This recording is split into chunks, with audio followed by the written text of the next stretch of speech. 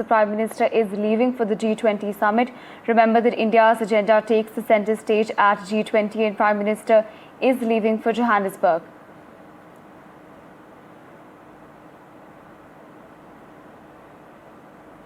Important information we're tracking at this hour. Of course, the focus at the G20 summit will be on climate finance, among other issues. There will also be focus on India and South Africa's ties.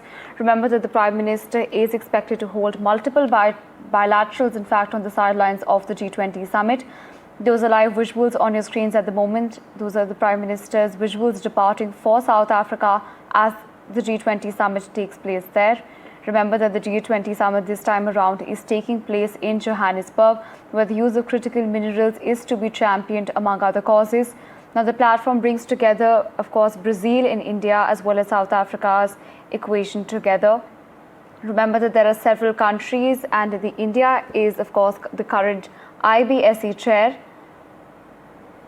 Of course, G20 is always dubbed as the voice of the global south. Those are visuals, of course, of the Prime Minister departing for the G20 in South Africa. On this, my colleague Vishal Vivek joining us on the telecast. Vishal, of course, we're seeing visuals of the Prime Minister leave for the G20 summit in South Africa. We know that this is an extremely crucial summit. Walk us through the details. What exactly will we see on the agenda this time around? Well, it goes without saying that India is the leader of the global south, and that is what this meet is all about.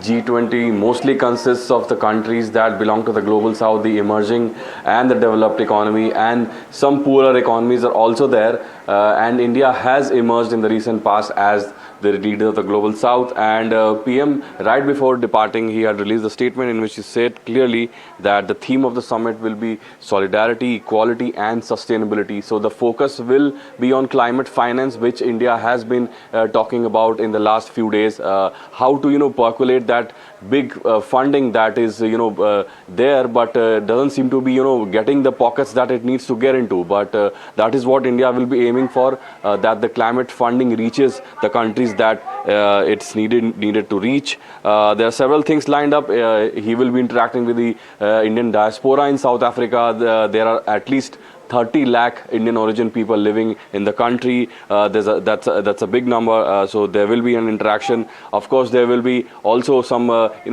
meetings with other leaders who are there. There will be also an IBSA meeting. IBSA is India, Brazil and South Africa. So all the three leaders, PM Modi, Cyril Ramaphosa and Lula from Brazil, they will engage in a separate meeting. So there are several things lined up in this 3-day visit. So we'll have to keep an eye on all of them.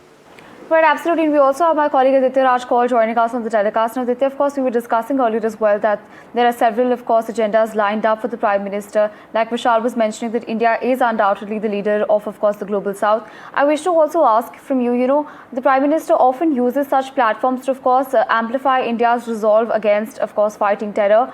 I wish to understand from you, are we expecting some sort of a statement from the Prime Minister on that front, given the fact that, his last statement about the terror operation that took place in New Delhi was in English? It was a direct message to, of course, the world.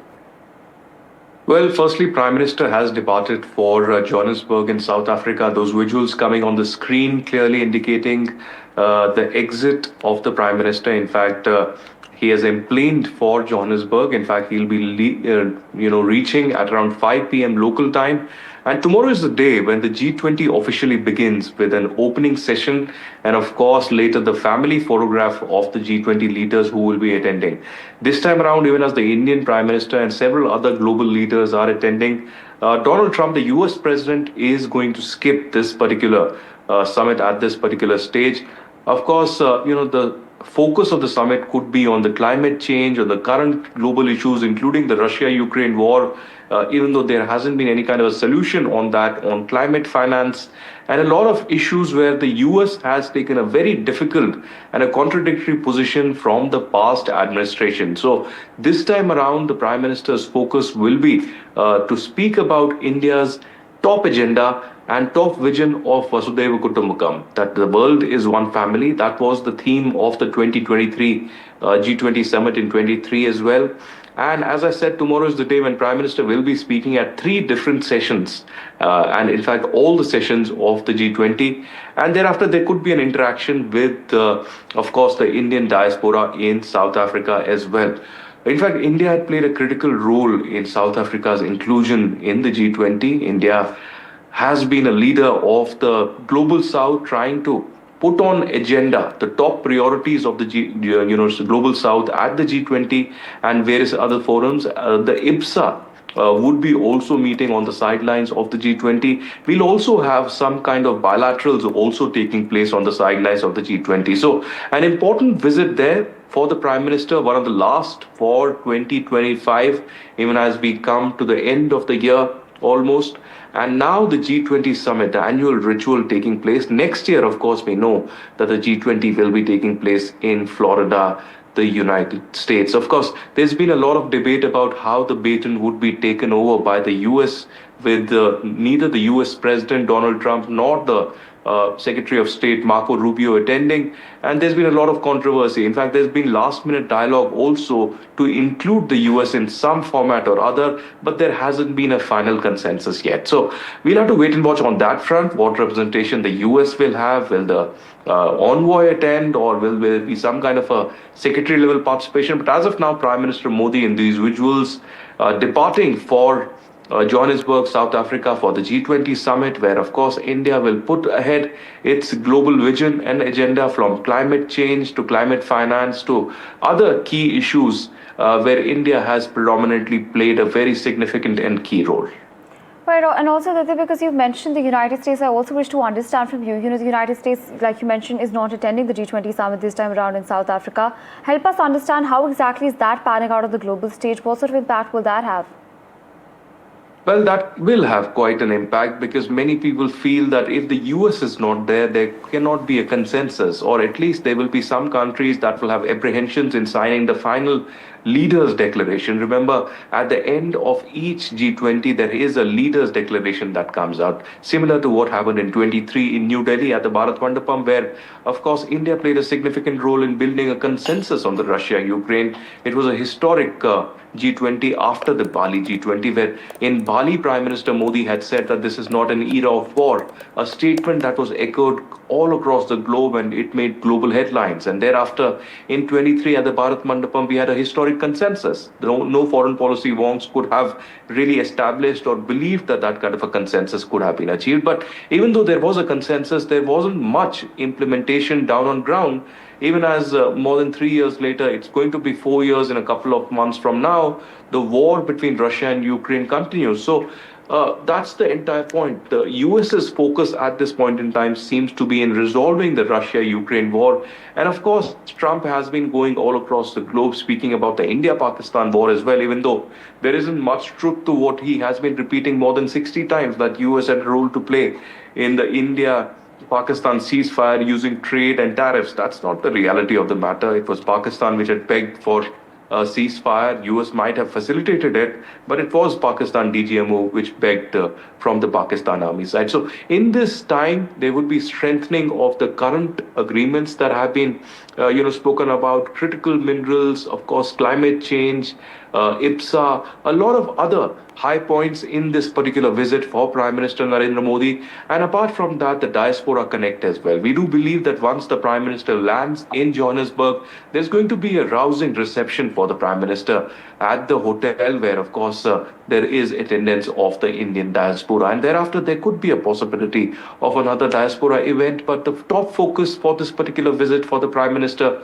would be, in fact, talking about the global consensus, how the world needs to come together to fight the climate change, and how the strengthening of the disaster response needs to be implemented. Remember, in several instances of disaster across South Asia and even beyond, India has been the first responder, be it Afghanistan, be it other places like Vietnam and Myanmar and others, where India has contributed into the disaster response like no other country. So as of now, Prime Minister leaving and departing for South Africa. He would be roughly reaching South Africa in about 9 hours from now. And that's when the entire power push of India's foreign policy and diplomacy really begins down on ground.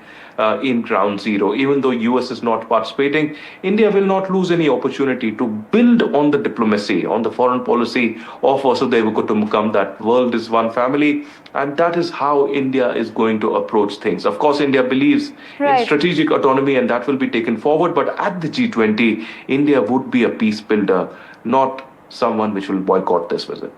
Right, absolutely, Nitin. You also mentioned about how India is going to be leading, of course, a lot of conversations at the G20 summit. And I also wish to understand from you, just a while back, you mentioned something very important about climate finance.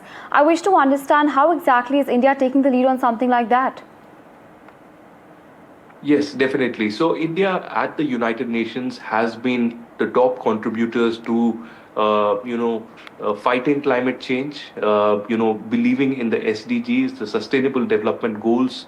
That's what for years we have committed to. In fact, on the solar energy front as well, India has contributed immensely. Apart from that, India has been sending the highest number of forces to the UN peacekeeping missions, be it in Congo, be it in other conflict areas where there are hundreds and thousands of UN peacekeeping forces. Such is the case at the Israel-Syria border, at the tri-junction near the Golan Heights as well. So India is one of the top performers and the top contributors to the UN peacekeeping forces. That has been acknowledged by the UN Secretary General Antonio Guterres as well. So it's a significant G20 summit that is taking place in South Africa. From South Africa, the baton would be given to the United States as well. And in this summit as well, there will be a renewed push by India for the climate finance consensus and on fighting climate change. Of course, there will be resistance by some of the Western partners, particularly the United States, but India knows how to navigate through that, and that would be on the top agenda even as the Prime Minister leaves for the United States.